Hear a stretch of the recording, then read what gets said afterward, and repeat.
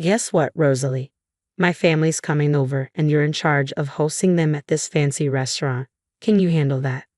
Oh, and by the way, do you know how to manage money? You didn't save anything, did you? Rosalie was puzzled. What do you mean? What's mine is yours. So, this restaurant you own. It's mine too. Everything's free. That sounded crazy to Rosalie. Her husband Kyle seemed clueless, thinking he could just invite the family over and not pay. Something wasn't right. Plus, he didn't seem to get it. He was about to land himself in trouble. Kyle, we can't give everything away for free. But don't worry about the money. I know you don't have savings, and I knew you were inviting the family today. So, I already arranged for someone else to pay in advance. Stop lying. I never mentioned inviting the family, and none of them said anything about being billed. My husband insisted, gesturing toward our relatives. His parents, his brother, his wife, and a few others were chatting with a waitress nearby. He smirked and made fun of them while I struggled not to burst out laughing, my lips twitching. I've been getting ready for this day. I'll do my best to entertain them just like you want, I replied, smiling to myself as I listened to him. Our in-laws approached. Hi, Rosalie. We're here to visit today. What a lovely place this is. Everyone seems to be having a great time, they said warmly, their demeanor a sharp contrast to my husband's. Mom, Dad, thanks for coming. Rosalie's happy you're here. Today's on me, my husband said casually, even though he planned to eat for free. He lied effortlessly, not just to his parents but probably to his brother and other relatives too. He's lied before, but he's so confident he won't get caught because everyone sees him as the perfect son. Rosalie's really been excelling. She took over the restaurant from her late parents and has been running it impressively. It wasn't easy at first, but she turned things around. She's my pride and joy, he boasted to his parents, deliberately praising me, his pride and joy, to deceive them. But in reality, he barely sees me as more than a maid. As he spoke, my in-laws turned to me, nodding in approval.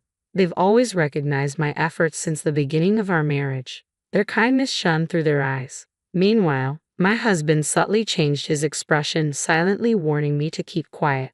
Rosalie's been working hard, and Kyle's doing well too. Everything's going smoothly at Brown Trading, right? Your salary's been increasing, hasn't it? They asked.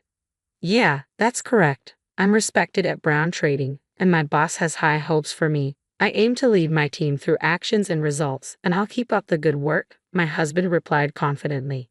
That's our son, all right. Spending $155,000 like that isn't something just anyone can do, his parents remarked proudly, but my husband's expression darkened slightly at that moment. Today, we have 15 relatives dining with us, including my in-laws and brother-in-law's family. It's $11,000 per person, totaling $115,000. I calculated silently, knowing my husband was trying to get it all for free, unaware of the cost. When he realized it was pricier than he thought, he quickly regained composure to avoid exposing his lie. This one's on me, everyone. It's the least I can do. I just got my bonus, so no worries at all. Leave it to me, he declared, puffing up his chest as the in-laws chuckled softly. Checking the time, it was 6:00 p.m., so I guided my husband and in-laws to their reserved seats. The other relatives followed suit. Just as they were settling in, my husband shot me a creepy grin. An hour later, I approached their table in the banquet room. They were enjoying themselves, oblivious to the surroundings. Feel free to order more, everyone. It boosts restaurant sales, and Rosalie will be delighted, so go ahead, my husband encouraged, each word accompanied by a flurry of extra orders. With the banquet meals and additional orders, the bill had surpassed $20,000. Everyone assumed my husband, a corporate elite with a hefty income, was treating them. While some hesitated, my husband seemed to push them to order more. That's when I decided to set the record straight, loud enough for all to hear. Since it's Kyle's treat, I had $60,000 transferred yesterday, so everyone, please enjoy yourselves without holding back, I announced, causing a buzz of surprise among the relatives. $60,000. Classic Kyle, were words of almost admiration that flew around. While the relatives reacted like this, my husband wore a bewildered look, clueless about what was going on. I didn't miss his expression and added a line to start my counterattack. Well, the $60,000 isn't for the food. It's for alimony, actually, I stated, causing puzzled looks among the buzzing relatives. Alimony, Kyle? What's this about alimony? One of them asked. No, I don't know about any alimony. Sometimes Rosalie jokes around, so please don't mind her. Come on, Rosalie, don't upset everyone with jokes like that. My husband tried to brush it off, but he was clearly the most troubled. His face was smiling, but his eyes told a different story. The way he looked at me was terrifying. But it wasn't done. Kyle, you're the one making uncomfortable jokes here. I think it's time the family knew that, right? I said firmly, handing him a piece of paper and a bank book. As he examined them closely, his face turned pale. The alimony is for cheating. Kyle has been unfaithful. He's not the person you all think he is. He can lie and deceive people without a second thought, I revealed. The atmosphere in the banquet room shifted abruptly. The once lively chatter ceased, replaced by an eerie silence. The document I handed to my husband was the original alimony claim, and the bank book showed a record of a $60,000 transfer. Everyone's attention was fixed on my husband and me, and silence lingered for a few seconds. But it was my husband who broke it. How funny, Rosalie. That's quite something. It looks just like a real statement in a bank book. But really, this is going too far. There's no way I would cheat.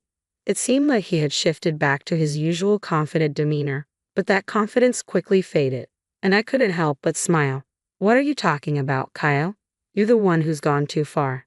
Not only cheating but also trying to bully me into eating for free, lying to all the relatives that it's your treat. That's too much of a joke. Correct yourself quickly, everyone. Don't take Rosalie's words to heart. Without needing to say anything, the relatives seemed unable to believe it outright, and no one spoke up. I didn't react to my husband's words either, just watching his actions closely. Gradually, he started to panic.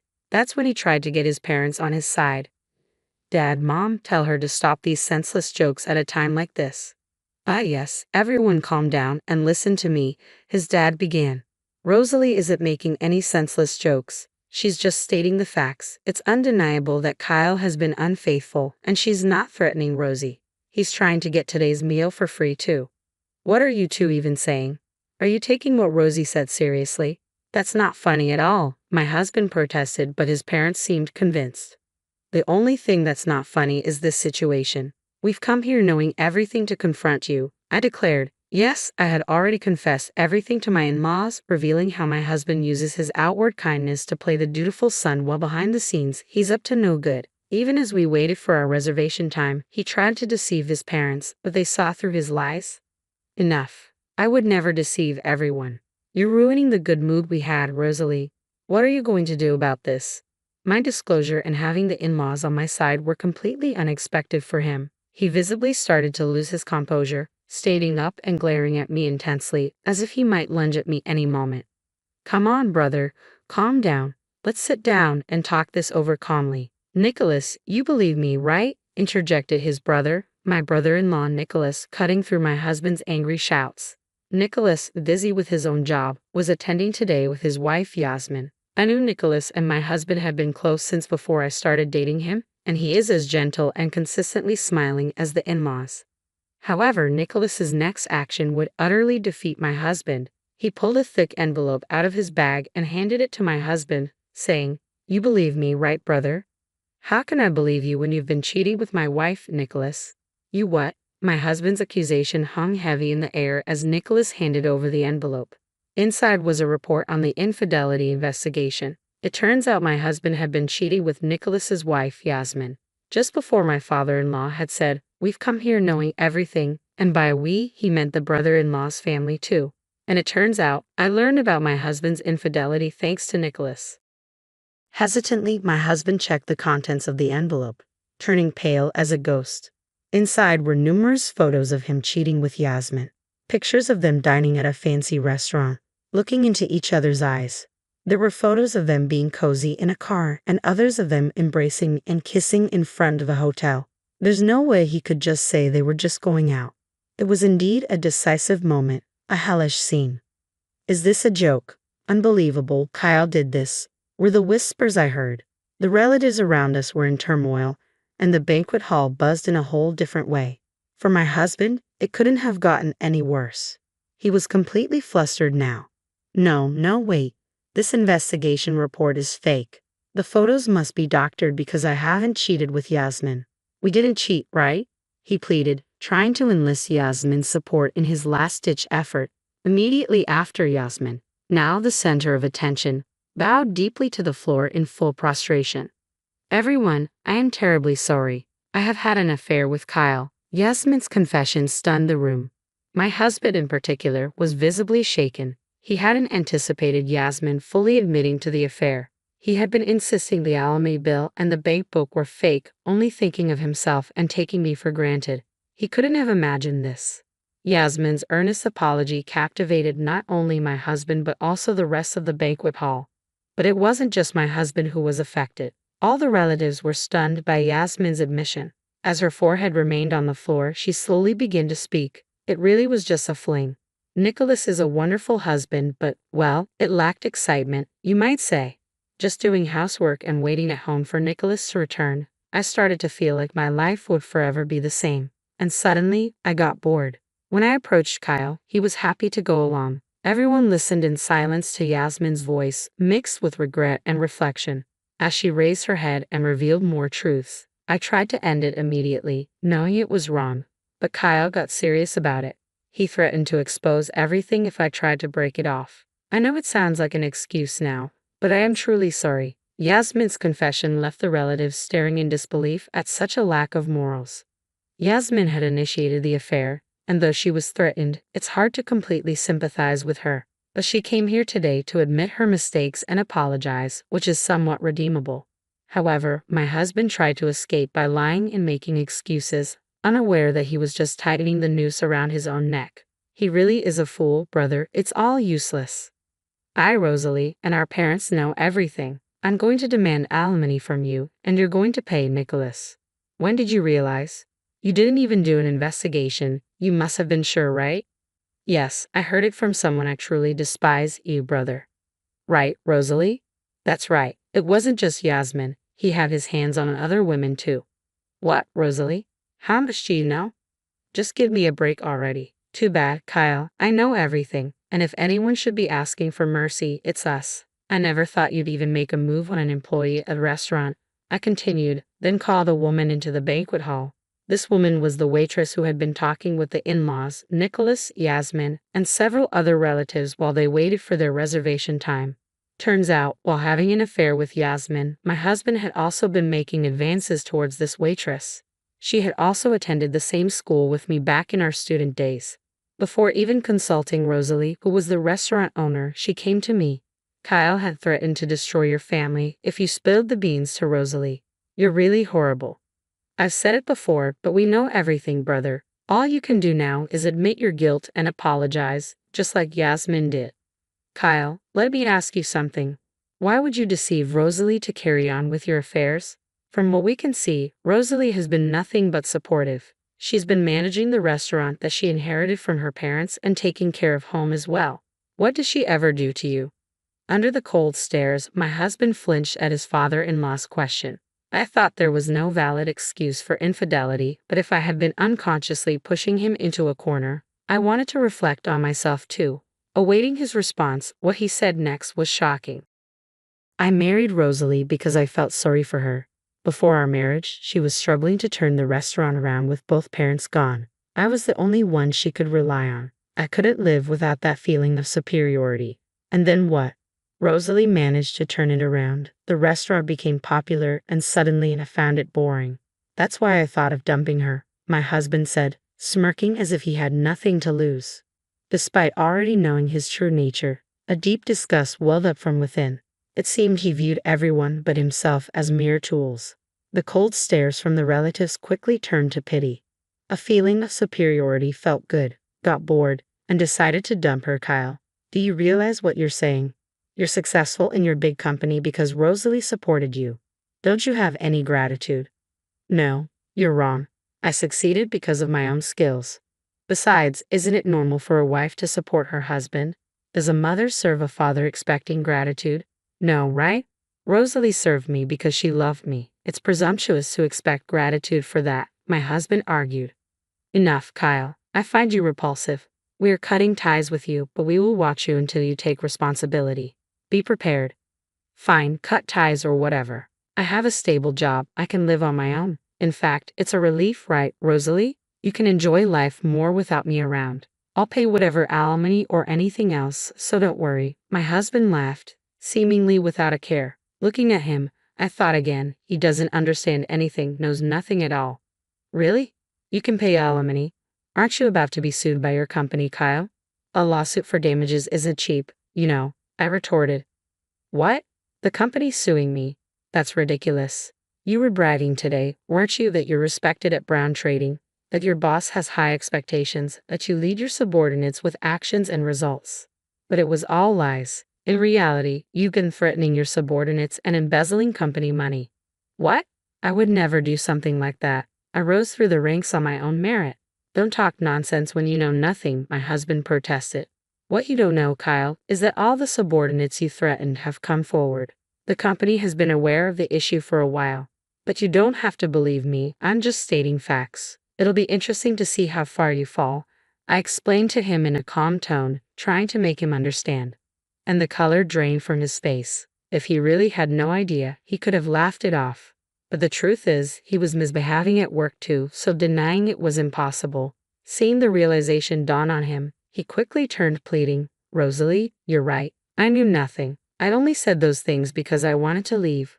Please continue to support me if we divorce now." I stopped him right there. "Don't say anything more. The relatives are about to tear you apart, Kyle. It's too late for anything now, and it doesn't matter whether you knew or didn't know. No one will help you, and you'll get your wish to live alone. Oh, and by the way, make sure you pay for today's bill. It was your treat, wasn't it?" The moment I said this, Kyle collapsed to his knees. No one reached out to help him. Today, after threatening me, deceiving the relatives to get a free meal, he finds himself unable to get off scot-free.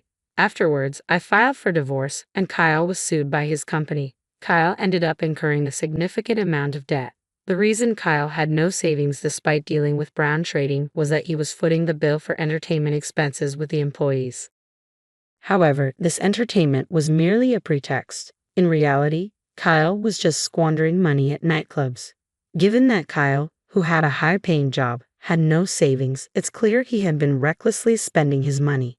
This was entirely Kyle's own doing, so he should have dealt with it himself. But instead, he asked for help from his in-laws and Nicholas's family. Of course, no one was willing to help.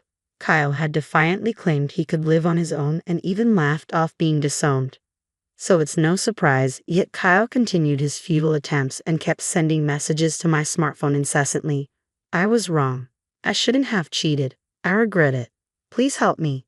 The messages clearly showed he was desperate, but it felt like just another act, given his history of deceit and manipulation. It's hard to believe him still. I have not blocked Kyle's contact. I've left it unblocked so that I can receive his messages. I want to see what becomes of a person who has only thought of himself and demeaned others around him. It's uncertain what will happen to Kyle now that he has hit rock bottom. One thing I do know is that unless Kyle truly repents and changes himself, he will not be able to climb out of this pit. That much I am sure of. "Rosalie, I am truly sorry for what my brother has done. It's irreparable." Nicholas apologized to me after divorcing Yasmin. The in-laws who came with him also deeply bowed their heads. "I am a failure as a parent. I can't believe I didn't see my son's true nature sooner. If only I had realized earlier, this wouldn't have happened. Kyle took advantage of your kindness, Rosalie, and did whatever he wanted. It was our responsibility to stop him. You all don't need to apologize. If anything, I am grateful. I had no one else to rely on, no parents or relatives. So thank you for always being on my side. From the beginning of our marriage, the in-laws and Nicholas have been my allies. That I was able to turn around the inherited restaurant was possible only with their support. They are genuinely kind and always smiling. They showed such fury on my behalf that was incredibly comforting to me, who is utterly alone. I will never forget this warmth for as long as I live.